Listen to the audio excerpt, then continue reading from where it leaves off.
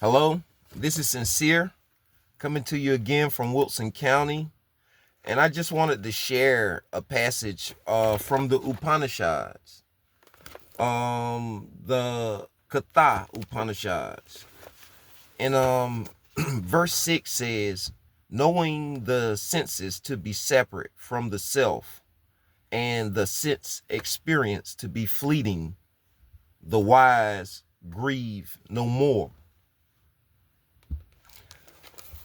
A lot of us in this society associate what we experience as who we really are, what we can see that's pleasurable to us, what we can smell that's pleasurable, what we can taste that's pleasurable, what we can hear that's pleasurable, what we can feel that's pleasurable. We tend to associate that attachment to those sense objects or those things that attract your senses, that which make you look, make you smell, make you taste, make you touch.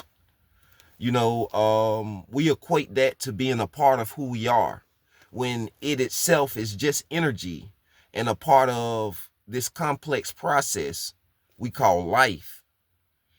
And some people say that they have a soul instead of their real nature. They are a soul. So there's a lot of misconceptions or understandings of what we mean when we say soul or spirit. When I say soul, I mean the Atman. I mean that divine presence that exists within the heart of every human being. Because the scriptures say that God is omnipresent, meaning he is everywhere. So he is equally within us all, within and without, above and below. So what gives me strength in trying times is my understanding, my investigation of what's real and what's false, using the tool of discrimination. I get to learn what's really me, are my behaviors, my habits, are is this who I am?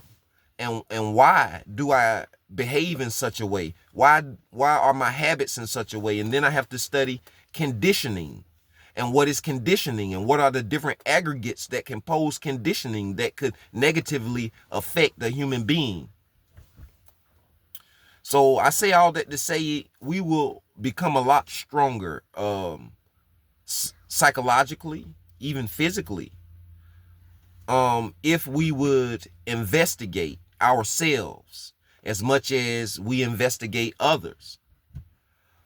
We have a undetermined amount of potential that can be manifest on this plane, but due to society and its conditioning, due to our habits and behaviors, due to the pollution that we interact in on a daily basis. See, if you have not been, so-called born again, you're still in the pig pen. And Jesus instructed those who are wise, those who are cleaning themselves up and no longer associate with the ways of the world, because the world is a pig pen filled with lust. If you think about it, anybody ever seen pigs being raised and how you just just put food away, old food, and let it all ferment, it start bubbling and all this stuff. It's not even the food we eat in the grocery store. A lot of it is not fit for human constitution. So, not just symbolically or metaphorically, but almost, concretely, that we exist in a pig pen. And you look at parents, most days, they eat before their children. The leaders eat before the congregation. You understand? We don't know what leadership is when Jesus spoke on what leadership is. And that's, if you're first putting yourself last, making yourself a servant, that's the ideal leadership. But since we are in a pig pen type leadership situation and hierarchical struggle or structure, which is, diluted, polluted, we suffer. And they continue to control what we see, what we hear, what we smell, what we touch, what we taste. So they continue to help us keep our own selves in bondage.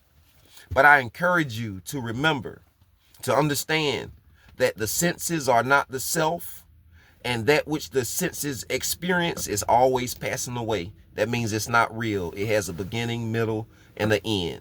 So it's relative. It's always subject to change. That which is on the inside of you will never change. And it's powerful. It doesn't need anything, and it never becomes sick. It's never burdened. It's never aged. See, right now we in school, some of us, and then some of us are in prison. And we have become institutionalized because we don't want to leave this prison. We think that this life is the fullness of existence. We are afraid, and they keep us afraid and entertained at the same time. Be blessed.